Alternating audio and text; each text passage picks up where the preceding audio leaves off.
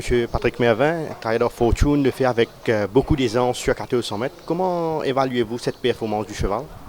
Je pense qu'il fait avec beaucoup d'aisance par rapport aux concurrents, hein. C'était des concurrents très très très moyens. Et surtout suite à sa course derrière Seven Fountain, que je pense que Seven Fountain est un bien meilleur cheval que ces chevaux-là. Et il avait fait une très bonne course, remonté par Rama. On avait un peu pensé à ce moment-là qu'il peut-être Rama avait démarré un peu trop tôt. Mais le cheval à battre ce jour-là, c'était Kurundu qui était devant lui. Donc il avait monté pour moi, il avait monté une très bonne course. Mais il s'est remonté par Seven Fountain, qui était Seven Fountain un grand jour.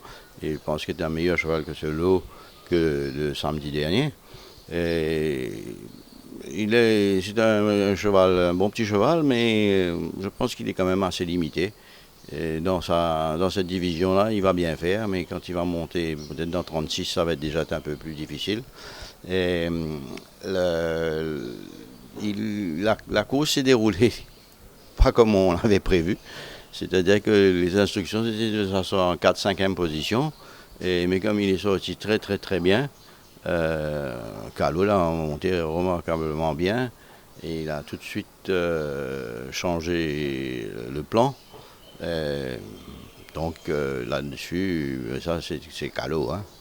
Étiez-vous surpris en le voyant aux avant-postes? Oui, bien sûr, parce que on pensait qu'il allait disons, 4e position et il avait la 6e ligne. Bien sûr j'étais un petit peu surpris de le voir là. Et puis j'ai vu que Noël avait tout de suite réagi. Et à ce moment-là, quand il était aux avant-postes, disons à 800, 700 mètres du but, je me suis dit il va être difficile à remonter. Monsieur Patrick Mervin, un début de saison assez timide. Comment prenez-vous la situation? Donc très très bien, parce que c'était prévu comme ça. On avait démarré déjà un peu tard, et puis les nouveaux sont arrivés, viennent arriver.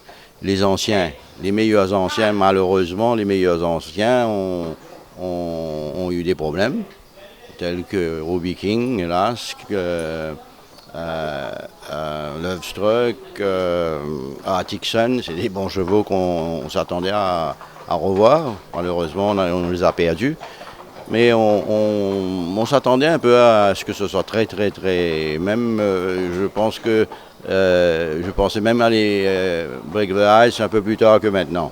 Donc, et là aussi, on va encore passer dans des moments assez difficiles parce qu'on n'a pas les chevaux. Il faut attendre les nouveaux. Les nouveaux viennent d'arriver à Port-Louis, enfin, 9 nouveaux qui viennent d'arriver à Port-Louis hier.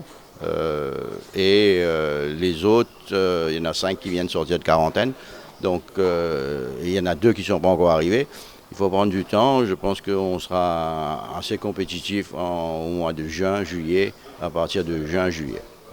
Monsieur Mervin, malgré un début de saison assez difficile, vous mettez la barre très haut avec la venue de Noël Calo. Comment expliquez-vous cette décision? Mais parce que justement, c'est les propriétaires qui ont fait un gros effort pour avoir fait l'acquisition entre 15, 16, je ne me rappelle même plus, 15 ou 16, je pense que c'est 16 nouveaux. Donc on a quand même investi pour 16 nouveaux, donc il fallait qu'on ait un jockey de calibre. On a eu la chance que Calo soit libre. Et ben voilà,